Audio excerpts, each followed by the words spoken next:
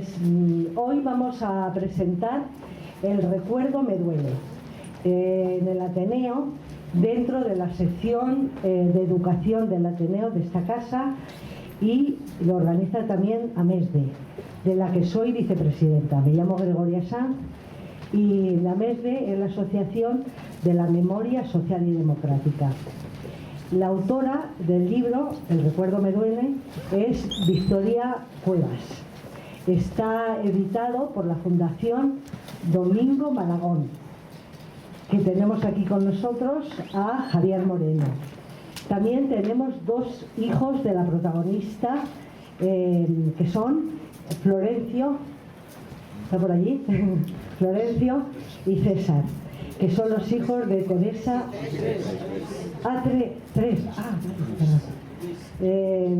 Teresa Alonso Otero. Y también Victoria Cuevas, que es la autora que nos hablará sobre el libro. Voy a dar la palabra primero a Javier Moreno, de la Fundación Domingo Malagón. Gracias, Javier. Pues muchísimas gracias, Goyi. Buenas tardes. Agradecer en primer lugar al Ateneo el dejarnos esta sala para estar aquí con vosotros. También agradecer, como no puede ser de otra forma, a MESDE, el compartir con la Fundación Domingo Malagón este espacio, y también a Victoria su esfuerzo por sacar la historia de una víctima del franquismo de las sombras. Esa labor que se viene realizando desde hace ya muchos años. Allá por los años 70 hubo gente que empezó a hacerlo en condiciones mucho más duras, pero que Victoria pues se ha atrevido a hacerlo actualmente. Ya saben ustedes que la labor de la memoria es recuperar historias que el poderoso se dedica siempre a borrar. En este caso, el poderoso en nuestro país tiene un nombre concreto, que es el franquismo, que una de sus labores fundamentales fue el borrar la historia. Una de las condiciones de su victoria fue imponer otra historia que no la historia verdadera. En nuestro país, la recuperación de la memoria tiene entonces nombre y apellidos, porque hay un causante, que es la represión franquista, y hay unas víctimas, que son los represaliados republicanos, precisamente los que defendían la legalidad democrática, que muchas veces, como estamos viendo actualmente, se pone en cuestión. Recuperar de las sombras una biografía, como es el caso de Teresa, pues contribuye desde nuestro punto de vista, desde nuestro modesto punto de vista, a higienizar la realidad democrática de nuestro país.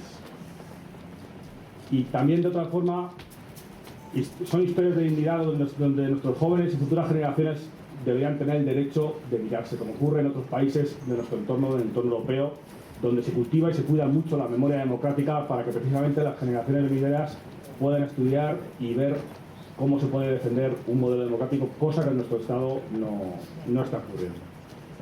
Como decía, gracias a historias como la que ha recuperado Victoria en la figura de Teresa, se puede aprender cosas que se nos han ido ocultando. Siempre a nosotros, a la Fundación Domingo Malagón, nos gusta relacionar la memoria con el conocimiento.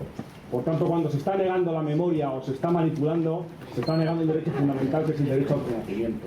Que, como repito, si ustedes me permiten, en nuestro país no está al 100%, puesto que está bastante comprobado que hay una parte de nuestra historia que se ha borrado o se ha manipulado. Me van a permitir que les comente rápidamente, no me quiero poner muy pesado, porque lo más importante es que hable la autora y los hijos de Teresa. ¿Qué es y qué somos la Fundación Domingo Malagón? La Fundación Domingo Malagón es una fundación que nace en el año 2000, precisamente con este propósito, que es recuperar la memoria democrática, como nos gusta a nosotros llamarla, de este país, puesto que estamos recuperando la memoria de aquellos que defendían la legalidad democrática. Hago una rápida referencia al nombre, Domingo Malagón. Ya saben que es un héroe del Partido Comunista de España, que se dedicaba a falsificar la documentación de los que estaban fuera, en el extranjero, incluso los que estaban dentro, y que nunca ninguno de sus documentos fue logrado descubrir por la policía franquista, ni tan siquiera por la policía francesa en la frontera, y por tanto nosotros nos sentimos muy orgullosos de tener ese nombre en la fundación. Domingo Malagón sigue vivo, es pintor de profesión, ya está muy mayor y muy malito, ya no se dedica a la pintura, pero consiguió luego, ya cuando llegó la democracia en nuestro país, dedicarse primero a llevar el archivo del Partido Comunista de España y luego dedicarse a la pintura. La Fundación Domingo Malagón, junto con la Asociación Foro por la Memoria, son dos asociaciones hermanas, hacemos labores de recuperación de la memoria por todo el Estado, labores multidisciplinares, desde apertura de fosas comunes, que quizá ante los medios de comunicación es lo que siempre se ve más, y simplemente, ya les comento que no me quiero agarrar mucho, nosotros no abrimos fosas comunes, que es la visión que quizá los medios dan porque nos gusta o nos apetece. Nosotros abrimos fosas comunes como una labor reivindicativa. Nosotros pensamos y reivindicamos que tendría que ser la administración pública del Estado quien abriese esas fosas comunes para recuperar la víctima del franquismo. Como no lo hace, no lo realiza, pues lo hacemos nosotros, pero simplemente a toque reivindicativo. También señalizamos lugares de memoria, les comento dos, tenemos bastantes estelas y hitos y monolitos por todo el Estado español, pero por ejemplo hemos señalizado la isla de San Simón en Vigo, que es una isla que fue utilizada como centro de represión del franquismo, o la estatua del cementerio del Este, hoy conocido como la Almudena, donde saben que fueron fusilados más de 4.000 represaliados del franquismo, que estén en archivo, entre ellos las famosas 13 Rosas.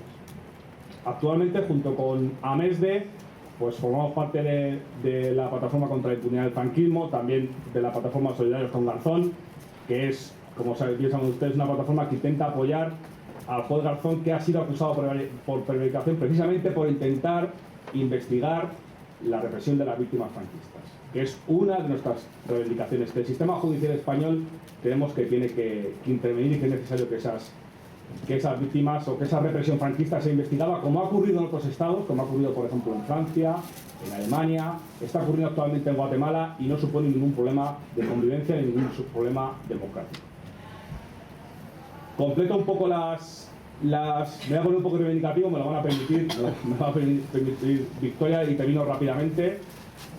Que nosotros creemos que es necesario terminar de recuperar la memoria por higiene democrática, ya lo he comentado. Creemos que precisamente la recuperación de la memoria es una de las garantías o de las consecuencias de un Estado de Derecho, que no es nada raro en el ámbito en que vivimos. Por ejemplo, en Francia, allá por el mes de noviembre, quiero recordar que se ha quitado la última calle, hablamos antes del tema del callejero, de la simbología franquista, la última calle al mariscal Pétain, que fue el mariscal colaboracionista de la Alemania nazi, de la Francia fascista, por así decirlo, me lo van a permitir ustedes.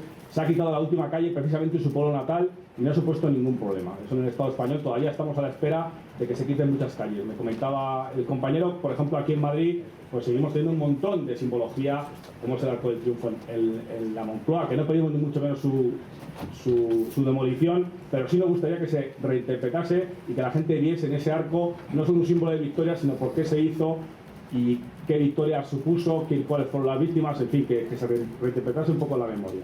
También, por ejemplo, en Alemania, allá por el mes de julio del año 2010 se aprobó una ley por unanimidad de todo el arco parlamentario en el cual se retiraba la condena a los desertores de la Wehrmacht, es decir, aquellas personas o soldados que decidieron no combatir del lado del ejército nazi de Hitler y dejar las armas, que fueron condenados, muchos de ellos a muerte y muchos de ellos a condenas de cárcel. El Parlamento alemán, todo el marco parlamentario, todos los partidos por unanimidad votaron el anular las condenas, cosa que en el Estado español todavía no se ha conseguido. Nosotros creemos que la ley de memoria, la famosa ley 52 del año 2007, es una ley que supuso un gran avance, porque tiene muchas cosas positivas, pero creemos que es necesario ya de una vez por todas seguir avanzando con este pequeño pasito que ha supuesto esta ley y terminar de construir nuestra memoria y sobre todo romper este Estado democrático. Tiene de una vez por todas que romper con lo que fue el Estado autoritario del franquismo, y no hay mejor cosa para hacerlo que precisamente declarar nulas por ley, que es lo que estamos luchando ahora, las sentencias dictadas por Franco, porque saben ustedes, se lo comento rápidamente, que hay un mecanismo que prevé la propia ley de memoria, que es una recuperación personal que pueden poner en marcha los familiares, pero que hay muchos compañeros y muchas personas que fueron condenadas por su hecho social, político, sindical, por el régimen de Franco, y que no pueden recuperar su nulidad de su sentencia porque no existen familiares para hacerlo. Y la sociedad en sí no puede, según la propia ley, situarse para pedir la nulidad. Concluyo, no les quiero marear más con dos temas de actualidad, yo creo que son candentes. Por un lado está el famoso diccionario de la Real Academia de la Historia, que nos dice un poco cómo está la situación. Yo creo que es importante que me permitan reivindicar desde aquí, de todos los sitios, que no se pueden dar fondos públicos a reales academias de la historia que publican diccionarios con términos totalmente totalitarios y favorecedores de las teorías fascistas o neofascistas o neofranquistas, como quieren ustedes llamarles. Y otro tema candente también de actualidad, pues quizá el símbolo más llamativo de todo el Estado español, que es el Valle de los Caídos, que saben ustedes que está ahora de actualidad. Yo creo que es importante, nosotros nunca hemos pedido su demolición, como dicen otros por ahí, ni cosas por el estilo, pero sí sería importante que al Valle de los Caídos se le diese una vuelta y se reinterpretase su historia, y todo el que fuera por allí pues supiese no solo la magnitud del monumento, sino supiese quién lo construyó, por qué se construyó, y sobre todo eso, la mano de obra que se utilizó y cuál fue el valor que se le quiso dar. Sería algo bastante importante, y yo quiero dejar una nota de esperanza, que espero que las generaciones futuras se encuentren en un Estado español en el cual estas cosas ocurran, que se puedan dirigir al Valle de Cuelgamuros y encontrarse un sitio de interpretación, un lugar de reinterpretación de la memoria, como ocurre en otros estados europeos. Concluyo reiterando mi agradecimiento a Victoria por su labor. Yo creo que es importante labores personales de empeño como el suyo en recuperar figuras que desde las sombras, por supuesto también a su familia. Nosotros siempre defendemos el modelo colectivo de memoria, porque creemos que la memoria interesa a la sociedad, la enriquece, así que siempre superamos el ámbito personal, pero yo os lo comentaba al compañero, yo también soy nieto de víctima del franquismo, y creo que el ámbito familiar ha sido muy importante en el caso del Estado español para conservar la memoria familiar, que es la que ahora precisamente está saliendo a las calles y está reivindicando esa memoria colectiva que nos interesa a todos. Pues nada más, un caluroso homenaje a Teresa en su recuerdo y a Victoria por su labor. Muchísimas gracias.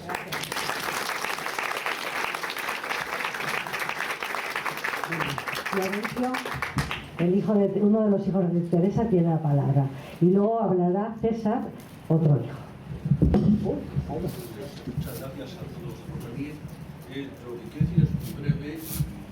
Solamente se me viene a la memoria el título del libro que dice "El recuerdo me duele". Cuando yo hablaba con mi madre y le decía y la animaba que escribiera, pues en fin, todo lo que le había pasado por la escritora, su juventud principalmente, ella me decía que en muchos momentos tenía que dejar de escribir porque era tal el dolor del recuerdo que tenía que no podía continuar el seguir escribiendo ese libro. Entonces el título que Victoria ha escogido para el libro de Recuerdo me duele, pues muy acertado y refleja realmente pues lo que le costó a mi madre. No.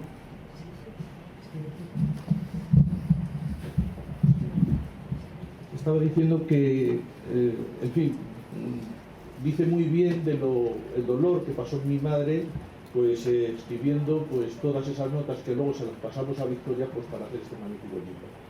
En segundo lugar, que bueno, pues estoy muy contento. Esto es un proyecto que nació hace ya un par de años, con muchas dificultades y con mucho trabajo de Victoria, y bueno, que al final pues el poder estar con todos los amigos y poder presentarle para mí es un orgullo tremendo. Y luego en tercer lugar, que seguro que mis padres, ver aquí a sus tres hijos juntos, para mí yo creo que va a ser el mejor homenaje que vamos a dar a mi madre. Nada más, muchas gracias.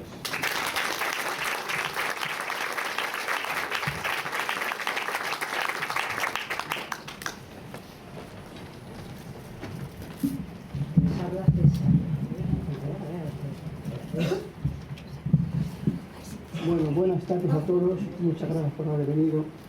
Yo, después de la lectura del libro, he hecho unas reflexiones y sobre ellas he escrito una serie de cosas que quiero leérselas.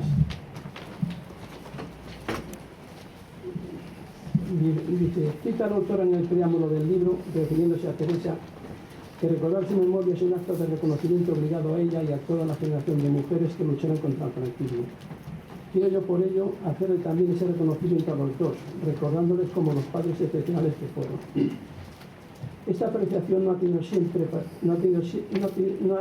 tenido siempre, pues aunque han sido para mí unos padres muy queridos, no ha sido hasta la lectura del libro cuando he podido apreciar la verdadera dimensión de sus cualidades personales y humanas. Porque durante la convivencia con ellos rara vez se producía una conversación igualada que hablara de esos temas, solo comentarios aislados que por otra parte eran recibidos no con demasiado interés. Durante la lectura he podido valorar la magnitud de los sufrimientos que han padecido. De ellos, los que más me han impresionado han sido por parte de mi madre, su detención por encubrimiento del asesinato de su tío y de sus dos primos con los que había convivido, las penalidades del embarazo en unas condiciones que la hacen escribir Dormíamos en el suelo de los patios, de los pasillos, de los váteres, en las escaleras. Terrible. Las que teníamos un petate éramos felices. Al dar a luz sola en un lugar tan inhóspito cuando sabe que muchos bebés no consiguen sobrevivir. El traslado en camión a las Salesas para la exploración del juicio, 24 días antes del parto, en unas condiciones que apenas podían dar. El traslado lo realizaron la tarde anterior, por lo que tuvo que estar toda la noche sentada en un banco y dando paseos. La condena de 30 años, que como era totalmente inocente de los cargos que se le imputaban, se lo pusieron por auxilio a la rebelión. El traslado de Madrid a Saturarán con otras 7 madres y sus respectivos hijos, de 2 meses en mi caso y con 8 días algunos. Las penalidades que pasaron la hacen escribir. Imaginaros el viaje en vagón de tercera en un tren de correo, que oía sin parar. Cuando llegamos a Zumaya, donde tenía que hacer el transbordo, tuve un enfrentamiento con los guardias civiles recriminándoles su comportamiento, puesto que nada hacían por ayudarnos, cuando teníamos que cargar con los niños, la maleta, el petate y además aguantar la lluvia. Las condiciones inhumanas que tenía cuando llegamos a Saturarán, con un solo retete por planta, con una pila alargada y un grifo a modo de lavabo, sin ducha, sin agua caliente, sin nada. La crueldad con que algunas monjas trataban a las reclusas, llegando a tirar de un puntapié el cazo donde mi madre estaba preparando una papilla, aprovechando los rescoldos donde quemaban la basura, el único motivo que estaba prohibido. De los sufridos por mi padre voy a citar 3. La desesperación que tuvo en muchos momentos de los 3 años de mili que tuvo que hacer, le supuso tener que dejar la empresa donde trabajaba y solo poder hacerlo durante los permisos, lo que le obligaba a tener que dejar de visitarla. Tal desmoralización le lleva a escribir en una de sus cartas: por las noches en la garita me obsesiono hasta pensar que nunca voy a salir de esa terrible vida. Maldita mili, maldita guardia, maldita suerte. Su detención acusado de supuestas relaciones con los huidos rojos en la sierra, es decir, con los maquis de Guadarrama. Esto supuso que durante los interrogatorios le dieran unas terribles palizas que mi madre siempre creyó, no sin razón, que fueron la causa de su prematuro fallecimiento. El hundimiento moral que le produce al verse en la cárcel cuando mi madre ya está en libertad. A pesar de los esfuerzos que hace ella, no lo consigue en muchos momentos, como cuando él escribe: no sé de qué hablarte sino de la enorme pena que siento por no estar a tu lado. Se me representa la escena que con tanta ilusión esperaba, que era presenciar tu llegada. ¿Es posible que estés en casa y yo no? ¿Cuánta desgracia nos ha caído encima? Estos 7 años han deshecho nuestra vida y nuestra juventud. Y todo por tener un lema, la honradez, y por misión ser justo en la vida. Todos los sufrimientos padecidos no les hicieron mella. Su carácter siguió siendo alegre y positivo, y a ninguno de los dos les generó ningún sentimiento de odio o de venganza. También dice Victoria que seguramente este no es el libro que Teresa hubiera escrito. Ciertamente, el suyo lo había prolongado por lo menos hasta el fallecimiento de mi padre, y él sería el principal protagonista. Ella hubiera insistido en el amor que se profesaban. El cariño que se tenía quedaba reflejado en todas las cartas que se escribían, y en ellas las palabras contenían su auténtico significado. Este verdadero amor duró hasta el fallecimiento de mi madre. Ella lo manifestaba recordándole diariamente.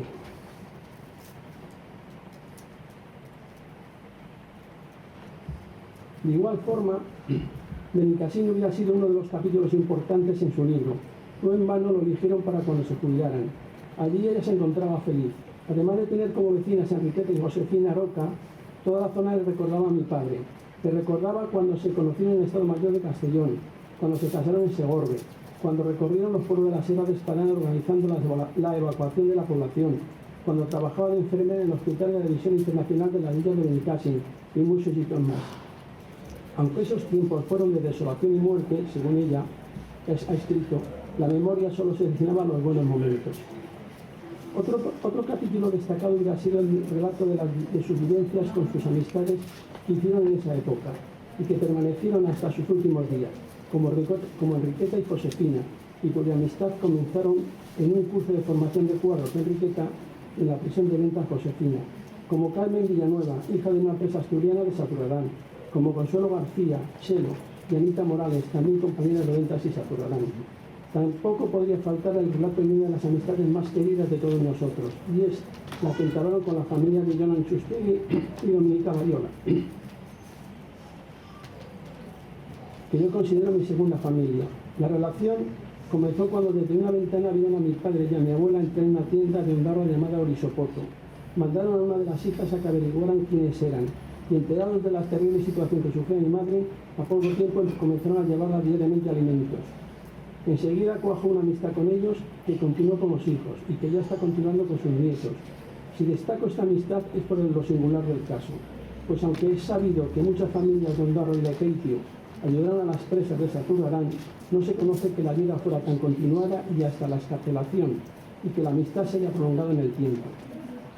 Por último, quiero hablar de mis recuerdos de aquella época en homenaje a mi madre y también por justificar en esta mesa. El primer recuerdo que tengo es con mi padre delante de la puerta metálica de la prisión esperando a que la abrieran. Como debía tener alrededor de 4 años y a los 3 y medio me sacaron de allí, iba como visitante. También recuerdo con nitidez el patio donde celebramos el Día de la Merced, con la Concalla en el centro, las fuerzas vivas en un lateral y nosotros, los niños, con cierto retraimiento. Otro de los recuerdos imborrables es ver desde el petate de mi madre recogido en el suelo y el lechero al lado. También cuando nos decía adiós desde una ventana de la primera planta, pero un poco retirada porque no les permitían asomarse. Otro recuerdo, aunque algo borroso, es cuando me hicieron la fotografía que aparece en el libro con Miren y Xavi, y que son los 2 hijos más pequeños de los 5 que tenían Johnny y Domenica. Y ya en Madrid, y hasta la excarcelación de mi padre, tengo varios recuerdos indelebles. El más nítido es el de la muerte de la tía Vicentita, cuando ella tenía 15 años y yo 5. Entonces la unidad familiar la formábamos mi abuela Carmen, mi abuelo Julián, la tía Loli y Vicentita, mi padre y yo. Otro de los recuerdos más claros que tengo es acompañado a mi madre cuando iba a ver a mi padre a la cárcel de Carabanchel. Mi padre se detenido 3 meses antes de la puesta en libertad de mi padre. Esos recuerdos me permiten ver con claridad, sentado en el tranvía, pasando por la calle Toledo y las aceras abigarradas de gente. Ver la fuente con peces de colores que había en las proximidades de la prisión. Ver las colas para entrar en el recinto del penitenciario y algunos recuerdos más. Por último, Victoria. El magnífico libro que has escrito tiene un gran valor histórico, puesto que todo lo que en él se dice se ajusta a la verdad y sin exageraciones. A nivel personal, me ha permitido llegar en una retrospección interior a conocer mucho mejor a mis padres y a mí mismo. De no ser por él, gran parte de la biografía de ellos se hubiera perdido. Supone un tesoro para mí, que heredarán mis hijos y mis nietos. Por ello estaré eternamente agradecido. Muchas gracias por vuestra atención.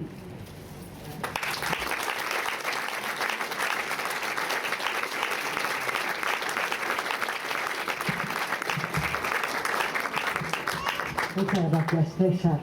Y ahora Victoria Cuevas, que es historiadora y la autora del libro, nos va a decir algo sobre este libro. Y después Feliciano Páez, también historiador, nos va a leer 3 poemas en homenaje a las mujeres, a nosotras, las mujeres republicanas.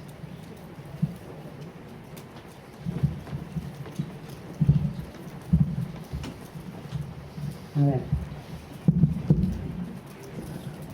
Hola, buenas tardes. Muchísimas gracias por estar aquí con nosotros.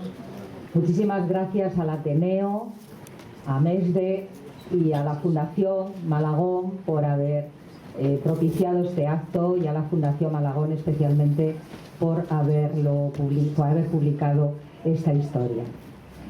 Yo os quería comentar un poco el porqué de este libro y también qué es lo que más me ha impresionado de esta historia, que a rasgos un poco desilvanados, los que no lo habéis leído, ha esbozado su hijo César. Hace 2 años más o menos, como decía Florencio, se empeñó en que conociera la documentación que tenía de su madre. Había muchísimas cosas. Había un cuaderno manuscrito con testimonios, el testimonio de toda su vivencia durante la guerra y durante la cárcel. Ella había guardado casi unas 500 cartas de la cárcel que ella escribió a su familia, especialmente a su marido, incluso las que le habían enviado a ella.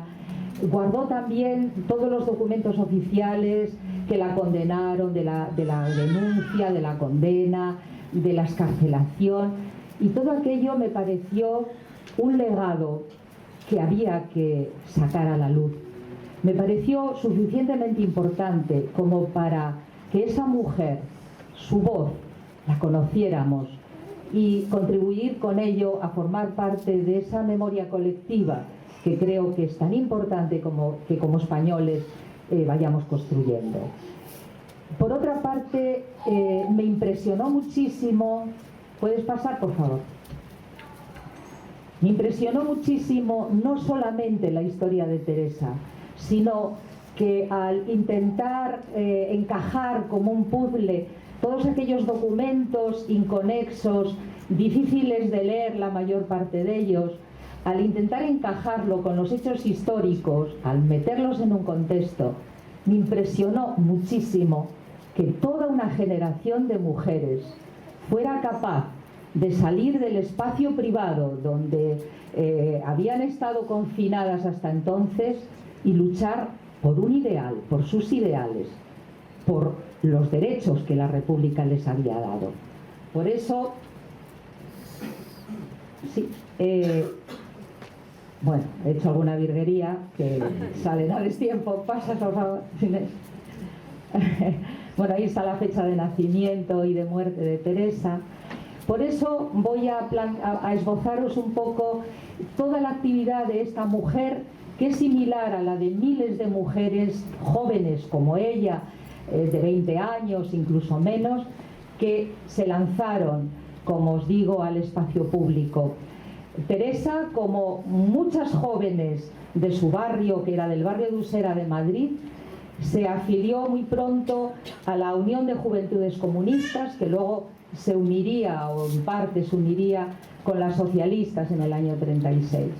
Era una idea de estar unidos y de luchar en aquellos momentos iniciales, o sea, cuando todavía no había guerra, de crear un colectivo de jóvenes que luchaban por sus ideas, eran de izquierdas, pero luchaban también por crear foros de cultura, incluso estaban preparando unos contrajuegos olímpicos en Barcelona, que había unos en Berlín, otros en Barcelona, y se estaban entrenando precisamente cuando estalla la guerra.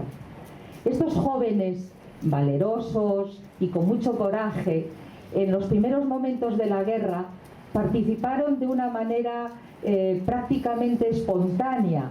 Teresa se había afiliado al PC ya, al Partido Comunista, y cuando estalla la guerra ese mismo día, ella cuenta que se pasaron la noche del 18 de julio haciendo guardia en el Puente del Rey para defender Madrid.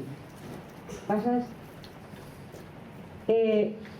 Y casi de una manera también espontánea, su grupo de Usera, su célula de Usera, se vio, ya que estaban en el Puente del Rey, se vio de alguna manera mezclada con la milicia de la columna Mangada, una columna que estaba organizándose, estaba entrenándose mínimamente, ellos que no tenían armas, ellos que no tenían ninguna preparación militar, se lanzaron a formar parte de esta columna y a luchar por la defensa de Madrid.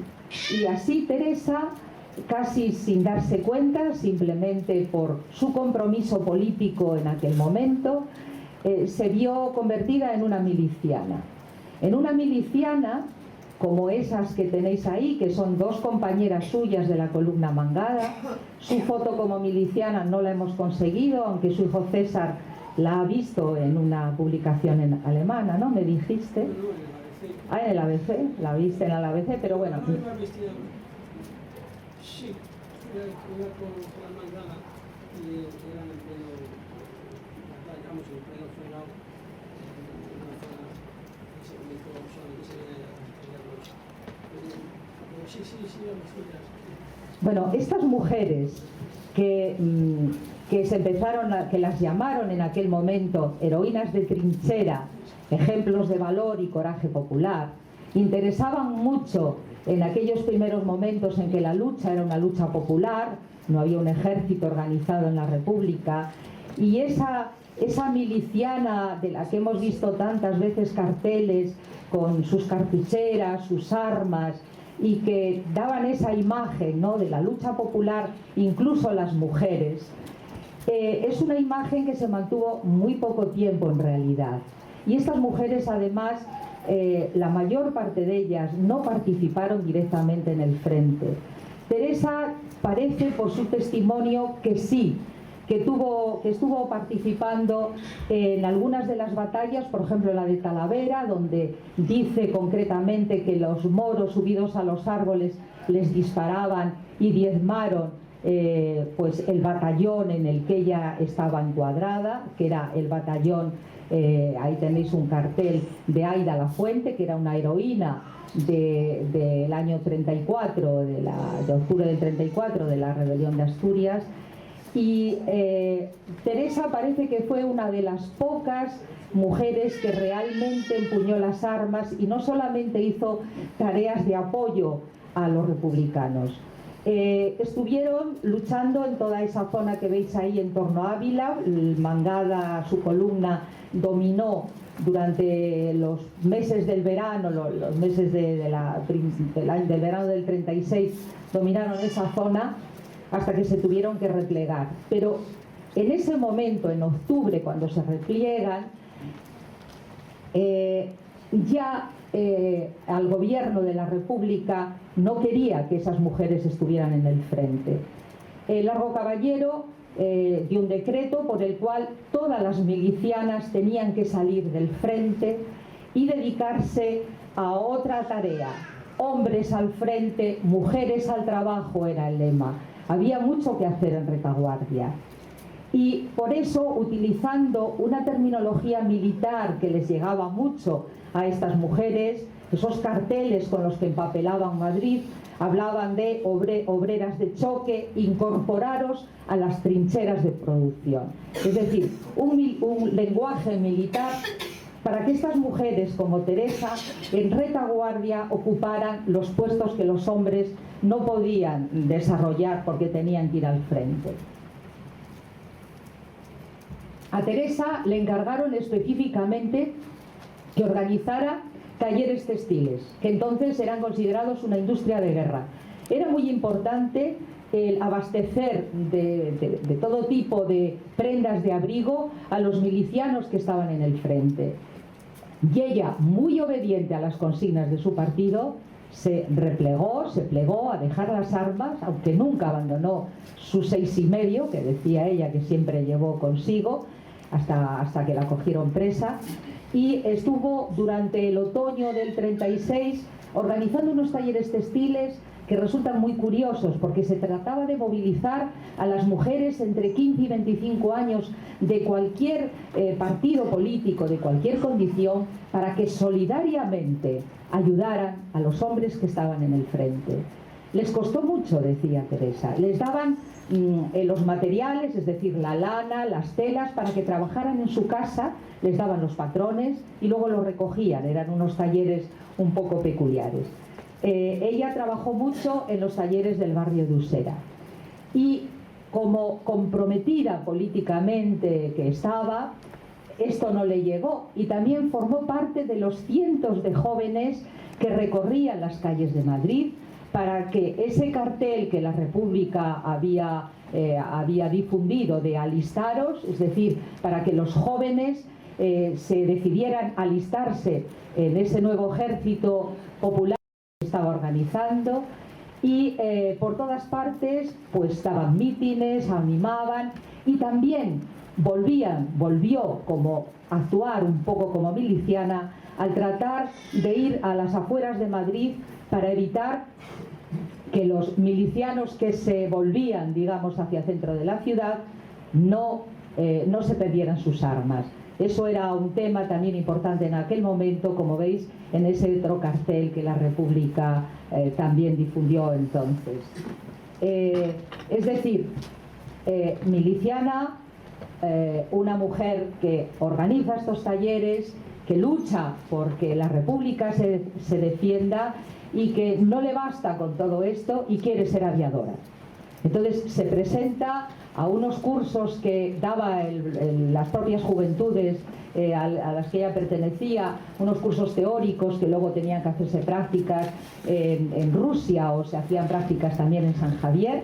Se apuntó con su hermano Pablo, y como ella dice en ese texto que os dije que había escrito como unas memorias, dice: Indalecio Prieto aprobó solamente la instancia de mi hermano, la mía no, por ser mujer. Lo cierto es que las pocas mujeres aviadoras que había en aquel momento no les permitían tampoco participar en acciones directas de guerra, sino que las dedicaban a acciones de propaganda desde el aire o a reconocimiento de zonas y demás. Como esto no les salió y sus padres habían sido evacuados hacia Valencia porque el barrio de Usera prácticamente desapareció, su casa desapareció, allí, como ella decía, pensaba que no podía estar sin colaborar con mi esfuerzo en ganar la guerra. Por eso se apunta para ser enfermera de guerra en un hospital de las Brigadas Internacionales que había en Benicàssim, que, como ha señalado César, será uno de sus puntos vitales posteriormente. Allí estuvo trabajando como enfermera en unos cursos muy rápidos que daban para este fin, y es decir, tampoco le llegó, y de nuevo volvió a una actividad política y a una actividad mucho más arriesgada en el frente de Levante, cuando con otros miembros del PC se integró en un servicio altamente peligroso, que era el servicio de información del Estado Mayor de Levante. Eso, que fue ya en el año 38, ella lo considera un gran premio, pero sin embargo era tan arriesgado como subir a la montaña, buscar los fragmentos del ejército republicano y dónde se encontraban las tropas enemigas, y dar parte al Estado Mayor que estaba en Castellón primero y luego en Valencia, de dónde se encontraban las tropas para que pudieran abastecerles y poder estar informados. Contaban con 2 motoristas para este fin, y ella cuenta que les bombardeaban por el aire, por tierra, y que si se salvaron pues fue casi un milagro. Pero como todo no es dramático en la vida, en esta acción conoció a un muchacho que pronto se enamoró de él, y aprovechando que no sabían si esto iba a ser, es decir, no sabían su vida cuánto iba a durar en estas circunstancias, Teresa, en esa foto que no es del momento, os podéis imaginar, es una foto que encontramos que es anterior, y Florín Blanco, que era también un activista, primero socialista y luego comunista, que había ya participado, y que en estos momentos, en todos los movimientos del año 34, y en este momento era un responsable del Partido Comunista, del comité del PC en la zona, pues aprovechan un día que bajan de las montañas y se casan en Segorbe ante un comité del Partido Comunista. No es la foto de su boda, no la tenemos, pero esta magnífica foto que hizo el magnífico fotógrafo Alonso nos vale como recordatorio de lo que sería aquella boda, que en el caso de la de Teresa hasta comieron bien, porque encontraron, dice ella, un cerdo, o lo robaron, no se sabe muy bien, lo asaron, lo comieron, y al día siguiente volvieron a subir al frente. Después de todos estos, como veis, avatares de participar en un montón de sitios en la guerra para defender esos ideales que ella tenía, como tantos jóvenes, insisto, cuando cae Madrid en marzo del 39, se rinde Madrid, ella con muchos más, sabéis que casi con 30.000 personas, decidieron salir de España. Tenían noticias de lo que les podía pasar si se quedaban, y se fueron concentrando hacia el puerto de Alicante. En ese derrumbamiento total, ya todos habéis leído, supongo, conocéis algunas historias tremendas que describen esos 3 días que más de 30.000 personas estuvieron republicanos en el puerto de Alicante, y que bueno, allí pasó de todo. Hay un testimonio de Massaw maravilloso en el que dice que estos últimos españoles de verdad, que se vieron obligados a rendirse cuando veían a lo lejos los barcos que iban a venir a buscarlos, pero que daban la vuelta. Algunos de ellos estaban contratados por el comité de evacuación, pero daban la vuelta ante aquella masa de gente ante la que la sentían armada. Además, tenían miedo a que aquello no pudiera hacerse bien. Por lo que fuera, los que sí entraron fue una división italiana, la división Littorio, que cuando se dieron cuenta eran fascistas, es decir, los del puerto creían que venían a salvarle.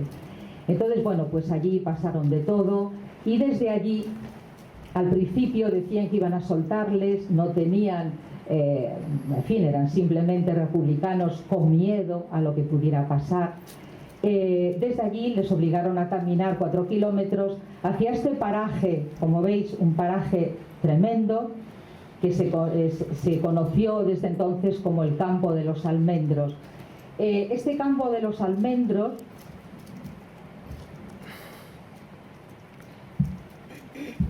donde ellos mismos levantaron la alambrada, donde no había nada, y como podéis imaginaros, en marzo del 39 los almendros todavía no tenían almendras, tenían todavía la flor y poco más, pues la flor ya pasada, bueno, estaba formándose, no tenían más que comer esos almendros, almendrucos, bueno, ni almendrucos, y un poco había un reguero de agua en aquel lugar. Fue terrible, y ahí he puesto ese texto de Masao que tanto me gusta, dedicado en su libro Al campo de los almendros, donde habla de, bueno, no lo puedo leer desde aquí, podéis leerlos, calados, ¿no?, por una fuerte, pertinaz lluvia, por una lluvia pertinaz, sucios, no sé, ¿lo puedes leer? Apelotonados, perdidos, porque han perdido, acorralados, sin salida. Son los últimos españoles rotos, derrotados, heridos, soñolientos, medio muertos, lo mejor del mundo. A las mujeres, después de tenerlas allí durante algún tiempo, les permitieron volver a sus destinos. Sabían que no podían escapar, la Guardia Civil las iba a controlar. Y a los hombres los llevaron a otro campo, al campo de Albatera, donde allí estuvo retenido su marido durante algún tiempo hasta que enfermó, lo llevaron a un hospital. Y estas cosas que tiene la vida, que no todo va a ser terrible. Y además yo creo que esta historia, este drama, es sobre todo, además de un drama, es una historia de amor maravillosa y de generosidad.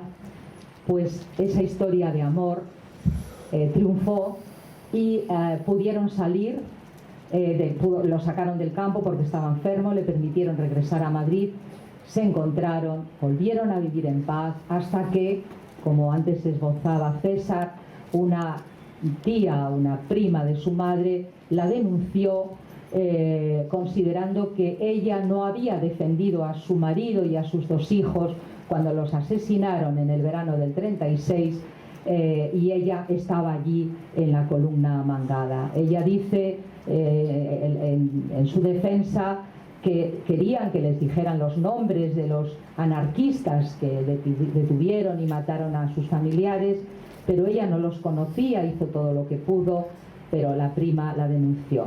Una denuncia en aquel momento de cualquier tipo, aunque luego ella hizo un documento exculpatorio del que ahí hay un fragmento en el que dice que lo único que querían es que la llamaran para ver si podía declarar y saber quién eran los asesinos de su familia. En aquel momento, cualquier gesto, y más contra una mujer republicana que había luchado en la guerra, eso era una condena segura. A Teresa la detienen y siguió el suplicio que sufrieron muchas de esas mujeres, bueno, la mayor parte de las mujeres que fueron acusadas y encarceladas en Madrid. Primero en Gobernación, donde ella se dio cuenta que estaba embarazada de César. Después en la cárcel de Ventas, donde permaneció, como veis ahí, hasta junio del 40, donde la verdad es que resulta un tanto triste el saber que esta cárcel, que se había construido 6 años antes como una cárcel modelo, como una cárcel realmente de humanización y de las presas que iban a vivir allí. Una cárcel que Victoria Kent había tenido mucho empeño en sacar adelante. Esa cárcel para 500 reclusas se había convertido en un almacén donde llegó a haber entre 7.000 y 10.000 reclusas en ese verano del 39, y donde practicaron con ellas pues bastantes horrores, entre otros el cortarles todas las cañerías y los servicios para que tuvieran que hacer cola en la única fuente que había en el patio. Es decir, una serie de cuestiones un tanto terribles y gratuitas. Poco antes de dar a luz, cuando ya estaba muy embarazada y apenas si podía mover, la convocaron a un consejo de guerra, donde ella con otra persona que se llamaba Libertad fueron condenadas a 30 años de reclusión con un término que utilizaban mucho en aquel momento, que era auxilio a la rebelión. No se sabía muy bien qué quería decir, pero era auxilio a la rebelión. Esta historia de amor que os estaba contando también, esta historia triste, pero una historia de amor a la vez, a Teresa la mantuvo viva. Su marido hacía cosas preciosas, como pasear por delante de la cárcel y mandarle estos dibujos de los muebles que estaba haciendo para su hijo, porque él era ebanista, era carpintero, pero también el pasar y pararse delante de una ventana donde él sabía que ella podía verlo, y hacer como que se ataba un zapato y llevar una cunita o llevar una silla o llevar algo para transmitirle a ella esperanza y ilusión. Cuando nació el hijo, bueno, esto veis que está César, aquí presente también, con su padre en una de las comunicaciones, es decir, le permitían sacar al niño y verlo. Si este niño se salvó, si César se salvó, fue porque tuvo la suerte de haber nacido antes de que hicieran la maternidad del Manzanares, donde ahora está saliendo a la luz, aunque es años más tarde. Muchos niños eran declarados muertos y dados en adopción, ¿no? César no sufrió eso porque precisamente cuando él nació estaba vigente todavía el que los niños pudieran permanecer con sus madres 3 años y medio. La decisión de Teresa fue muy dura. Tuvo que decidir si se quedaba con el niño o lo enviaba a su familia, a su madre, a su padre, a sus hermanas, porque su marido, Florencio, en ese momento, Florín, estaba haciendo la mili, o sea que no podía tampoco pasar. Por amistad, porque el que llevaba a la cárcel y porque una de sus amigas estaba en administración, consiguieron que saliera destinada a un penal que les pareció el menos malo porque tenía playa. Ese penal, sí, es Saturrarán. Y la vida es así, los avatares de la vida y las contradicciones de los seres humanos hicieron que este lugar, que como veis tiene una serie de edificaciones un tanto nobles, había sido uno de los balnearios más prestigiosos de la zona en los años 20. Y luego pues había entrado en decadencia por competencia con unos centros más innovadores, y ahora se convierte, los franquistas lo convierten en una prisión para reeducar republicanas. Una prisión muy dura, regentada por monjas. Aquí veis un montón de estas, un día de playa, ¿no? Con las monjas, las cuidadoras, las guardianas, las guardianas y demás, en el que la apariencia es bastante pacífica, ¿verdad? Es que conviven en paz. Todas estas fotos las tenía Teresa, dedicadas por detrás, enviadas por alguna amiga, o en fin, ahí hay distintas. Ahí tenéis las monjas estas, en fin, como César contó, mercedarias, tenían algunas un corazón poco puro. Y ahí tenéis a César que fue la ilusión y la que yo creo que le mantuvo viva durante todo este tiempo, aunque sobrevivir en la cárcel era muy difícil. Y como él ha comentado, gracias a que los pescadores y las familias de ese pueblo de Saturrarán les ayudaban y les enviaban comida y leche, y especialmente la familia que Teresa dice de Ondarroa, a la que César considera como su segunda familia, y yo creo que Florencio también, le salvaron la vida en realidad, con esos paquetes que les permitieron sobrevivir. Bueno, es César simpático, granujilla, precioso entonces.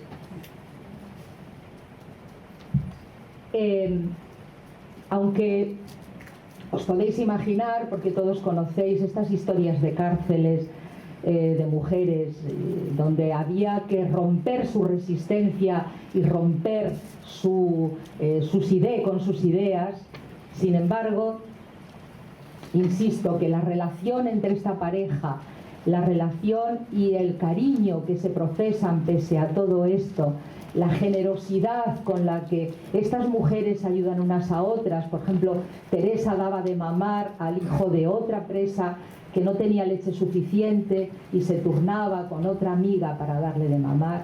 Todo esto hizo que en unas circunstancias tan difíciles, sin embargo, se pudiera vivir con mucha dignidad. Por supuesto, la idea de las instrucciones carcelarias de aquellos años era someter a estas rojas, minar su moral y sobre todo reeducarlas obligándolas a participar de actividades religiosas, a estudiar los principios fundamentales del movimiento y bueno, a someterlas. Y una de las formas de resistencia que utilizaron estas mujeres, que a mí me ha impresionado mucho, para mantenerse dignas, es no desfallecer nunca, ir siempre lo más decorosamente vestidas.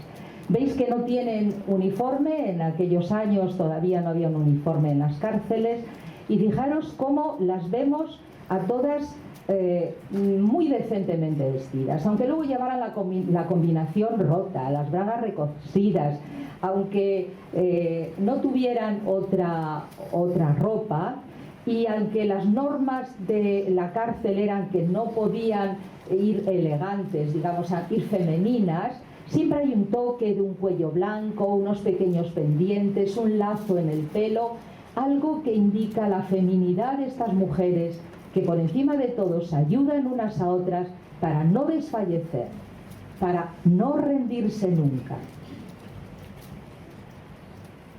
Bueno, Teresa, se me ha ido el círculo, está ahí abrazada. ¿Qué las mantiene vivas en realidad? A Teresa, su hijo, su amor y sobre todo las cartas. Las cartas, que eran estas pequeñas tarjetas que son pequeñísimas, en las que solo se podía escribir de un lado, que además veis que pone censura, en las que no se podía hablar más que de cosas cotidianas, pero sí se podía hablar de cariño y de amor. Bien, bueno, si leéis el libro veréis pues toda la historia, cómo transcurrió, cómo cuando el niño cumple 3 años y medio tiene que salir de la cárcel, y ella le dedica a su marido esa frase tan bonita que le dice que me separo de él para que tú seas dentro de lo posible más feliz. Él estaba todavía en la mili, pero los fines de semana podía disfrutar del niño, y la verdad es que le ayudó mucho a soportar el tener que trabajar a destajo para mantener a 7 personas, a su mujer en la cárcel, a sus suegros, a las dos hermanas de su mujer, es decir, una situación un tanto difícil. Teresa, a partir de ese momento, pudo dedicarse a algo que se introduce en las cárceles de mujeres, y es la redención de penas por trabajo. Ahí tenéis la cartilla de redención que ella tiene, y en esa cartilla van contabilizando los trabajos que hacían para distintas empresas, aunque las presas también hacían trabajos para vender, para otras personas y para su propia familia. Esta es una portada, digamos, trabajada por Teresa, preciosa, que tiene César, que me enseñó y la fotografiamos, donde pone las dos fechas más importantes de su vida, que es el día de su boda y el día del nacimiento de su hijo. La lucha por la libertad fue permanente. Ella siempre luchó desde el principio, nunca se creyó que la condena iba a ser de 30 años y los iba a cumplir, siempre luchó por el indulto y consiguió que su madre y su familia luchara por él. Esa lucha constante dio sus frutos y 7 años más tarde consiguió ese indulto que la excarceló. Hace un calor que me voy a dar un poco de prisa. Mientras ella sale, su marido es encarcelado porque le acusan de ayudar al maquis en Guadalajara. Entonces ella vivió la otra cara de la moneda, el tener que ser mujer de un preso y actuar como tal, es decir, reunirse, la solidaridad con otras familias, el apoyarse en otros, el ir a la cárcel a dar ánimo, todo eso que habían hecho con ella, ahora ella lo tiene que hacer. Otro aprendizaje más en su vida. Los sueltan muy pronto, a Florín está solamente unos pocos meses, y aunque él dice esa frase tan terrible de que estos 7 años han deshecho nuestra vida y nuestra juventud, y todo por tener un lema, la honradez, y por misión en la vida ser justos, sin embargo, yo creo que a Teresa y a él mismo la cárcel les fortaleció también en su amor, y él se replegó a la vida privada, pero ella siguió siempre, mientras pudo, de una manera callada, pero cuando durante la transición, ya de una manera más pública, volvió a militar, volvió al activismo político en el Partido Comunista. Aquí la tenéis en un acto del PC, en una fiesta con su íntimo amigo Tuñón de Lara, que conoció a través de su mujer, que estaba en Saturrarán atendiendo a la madre, que era presa, compañera suya. Bueno, como veis, otro acto con Santiago Carrillo, es decir, una mujer que toda la vida va a luchar sin descanso, pese a todo lo que vivió, por su libertad. Por eso me parece que esta historia que os he querido decir, que es también de amor y de generosidad, también es una historia que nos puede enseñar mucho a nosotros en este momento, porque es un ejemplo de que se puede vivir en las circunstancias más adversas y no perder nunca la dignidad, como dice ella, lo que tengo es mucha dignidad, no desfallecer, nosotros no podemos permitirnos desfallecer, ser fuertes y animosos y sobre todo pacientes, esperar, saber esperar, luchar, eso sí, por la libertad y sobre todo tener esperanza de que se puede conseguir volver a ser felices. Me parece que este mensaje de dignidad y de esperanza puede ser también para nosotros un mensaje para aplicar en nuestra propia vida y en nuestras circunstancias actuales. Muchas gracias.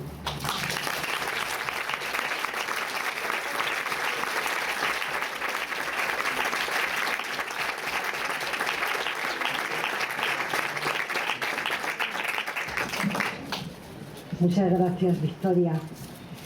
Feliciano Páez nos va a decir unas poesías.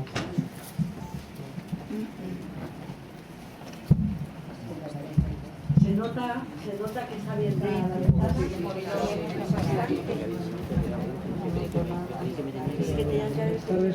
Florencio y Victoria, que también encarnan la lealtad filial y la función social del historiador, respectivamente, pues me han hecho el honor de pedirme que concluya este acto leyendo algún texto literario. Antes se dijo que iba a leer unas poesías, no se preocupen, no son mías, son poemas que ustedes seguramente conocen bien. Yo he escogido 3, voy a leerlos incluso fragmentariamente en algún caso, será breve, y he escogido 3 que entiendo que tienen algo que ver con la personalidad y con la trayectoria de Teresa Alonso. Pero el primero de ellos es un poema que Miguel Hernández dedicó a una mujer que muy probablemente conoció, Teresa Alonso, y que que combatió en la defensa de Madrid, que fue herida, es el poema Rosario Dinamitera, que dice, como seguramente saben: Rosario Dinamitera, sobre tu mano bonita celaba la dinamita sus atributos de fiera. Nadie al mirarla creyera que había en su corazón una desesperación de cristales, de metralla, ansiosa de una batalla, sedienta de una explosión. Era tu mano derecha capaz de fundir leones, la flor de las municiones y el anhelo de la mecha. Rosario, buena cosecha, alta como un campanario, sembrabas al adversario de dinamita furiosa, y era tu mano una rosa enfurecida, Rosario. Buitrago ha sido testigo de la condición de rayo, de las hazañas que callo y de la mano que digo. Bien conoció el enemigo la mano de esta doncella, que hoy no es mano, porque de ella, que ni un solo dedo agita, se prendó la dinamita y la convirtió en estrella. El segundo texto que les leo es un texto del mismo autor, de Miguel Hernández, en un contexto que también conoció Teresa, que es el de la cárcel, y que expresa la voluntad de seguir, como nos ha explicado tan elocuentemente Victoria, de seguir conservando los sentimientos y el afán de libertad en circunstancias terribles como son las de la cárcel. De los múltiples ejemplos que se podrían traer a colación de la obra de Miguel Hernández, he elegido unos fragmentos del poema Antes del odio, que forma parte del ciclo de cancionero y romancero de ausencias. Leo unos fragmentos que son los siguientes. Amor, tu bóveda arriba y yo abajo siempre, amor, sin otra luz que estas ansias, sin otra iluminación. Mírame aquí encadenado, escupido, sin calor, a los pies de la tiniebla más súbita, más feroz, comiendo pan y cuchillo como buen trabajador, y a veces cuchillo solo, solo por amor. Porque dentro de la triste guirnalda del eslabón, del sabor a carcelero constante y a paredón y a precipicio en acecho, alto, alegre, libre soy. Alto, alegre, libre, libre, solo por amor. No, no hay cárcel para el hombre, no podrán atarme, no. Este mundo de cadenas me es pequeño y exterior. ¿Quién encierra una sonrisa? ¿Quién amuralla una voz?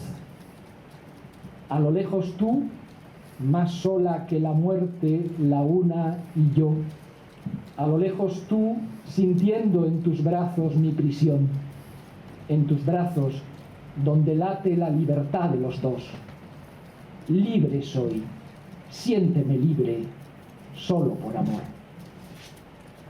Y el tercero de los textos es un poema de una mujer, de Ángela Figuera, un poema escrito ya en pleno franquismo, que se titula No quiero, y que describe con emocionante sencillez las cosas que algunas personas, muchas personas de este país, mujeres y hombres, rechazaron, y bueno, a través de ese rechazo conquistaron algunas y otras evidentemente pues están todavía por conquistar. El poema de Ángela Figuera dice: no quiero que los besos se paguen, ni la sangre se venda, ni se compre la brisa, ni se alquile el aliento. No quiero que el trigo se queme y el pan se escatime. No quiero que haya frío en las casas, que haya miedo en las calles, que haya rabia en los ojos. No quiero que en los labios se encierren mentiras, que en las arcas se encierren millones, que en la cárcel se encierre a los buenos. No quiero que el labriego trabaje sin agua, que el marino navegue sin brújula, que en la fábrica no haya azucenas, que en la mina no vean la aurora, que en la escuela no ría el maestro. No quiero que la tierra se parta en porciones, que en el mar se establezcan dominios, que en el aire se agiten banderas, que en los trajes se pongan señales. No quiero que mi hijo desfile, que los hijos de madre desfilen con fusil y con muerte en el hombro. Que jamás se disparen fusiles, que jamás se fabriquen fusiles. No quiero que me manden fulano y mengano, que me fisgue el vecino de enfrente, que me pongan carteles y sellos, que decreten lo que es poesía. No quiero amar en secreto, llorar en secreto, cantar en secreto. No quiero que me tapen la boca cuando digo no quiero.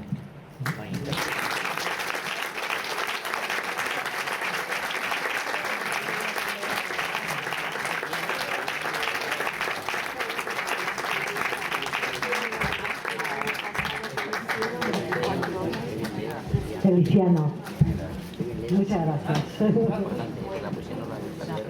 Bueno, yo creo que estando en junio, a final de curso, la sección de educación del Ateneo tiene que estar muy satisfecha, y se lo diremos, por el acto que estamos realizando y por tanta gente que habéis acudido en este día de calor. Como siempre, abrimos un turno de palabra. En esta casa, la actuación de la mesa y de la sala siempre está unida y siempre estamos aprendiendo unos, nosotros y vosotros. Muchas gracias. Cogemos palabra. Gracias.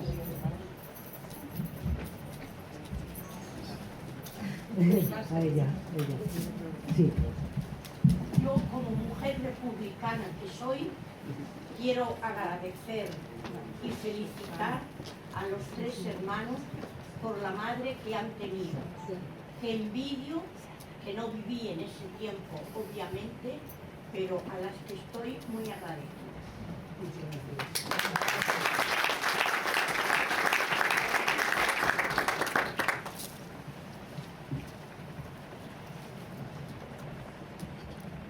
¿No os animáis? ¿Nos quieres decir algo más? Victoria, Florencio, a ver, estaría animando la sala. Bueno, he abierto la ventana. Sí, me ha gustado mucho un comentario que ha hecho Victoria al presentar al sujeto a Teresa, perdón.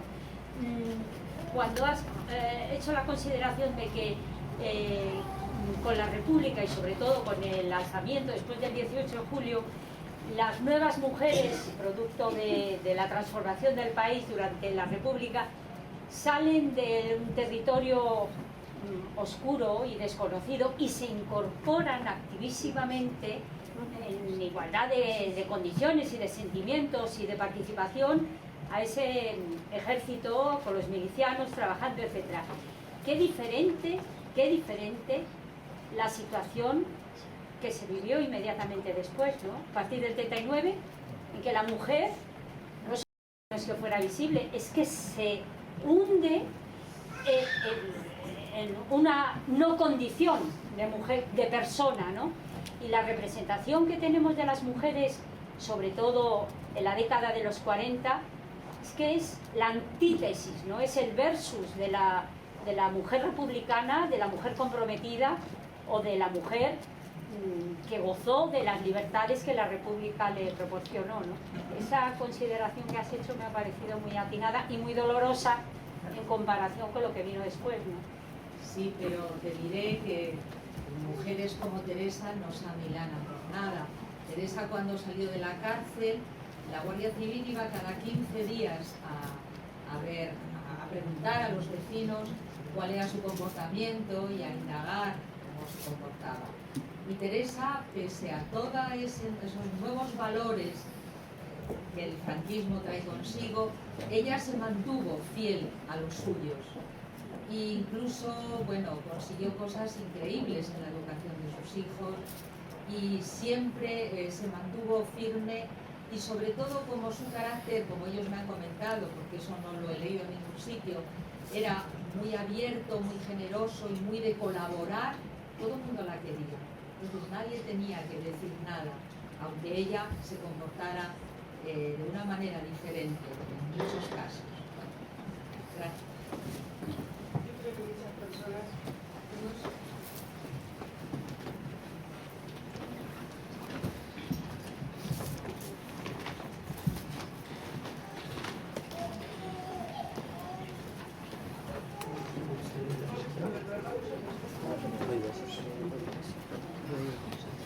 Gracias, gracias. Hemos visto retratados a nuestros padres en estos documentos. Sí. Muchas gracias. ¿Hay alguna palabra más? ¿No? Bueno, pues yo os agradezco mucho que estéis aquí, la sección de educación del Ateneo también, y si me permitís, os quiero invitar mañana, como a Mesde, a la calle, a la Universidad de San Bernardo, a la Biblioteca Histórica de Valdecilla, noviciado 3, donde Amesde va a presentar la ruta del wolframio. Si tenéis tiempo y podéis acudir, es un documental que creo que os puede interesar también. Muchísimas gracias, seguimos viéndonos. Perdón, a las 6:30. 6:30. Ahora vamos a tomar una cerveza. ¿Dónde? Al bar. ¿Pero a cuál de ellos? ¿Abajo? Claro. Bueno, y los libros. Si a alguno le interesa el libro, pues fuera de aquí. Sí, el libro, si alguien le interesa, lo pueden conseguir en la calle Batalla de Belchite, número 15, que es la sede de la Fundación Domingo Malagón. También tenemos página web, que es Fundación Domingo Malagón, donde tengo que buscar y sale, y hay un teléfono de contacto donde podéis conseguirlo. Sí, Batalla de Belchite, número 15. Es la sede. Sí, son 10 euros. Vale, y si no, en la página web hay un teléfono de contacto y se le puede facilitar donde podéis conseguirlo, que no sea allí. Muchísimas gracias.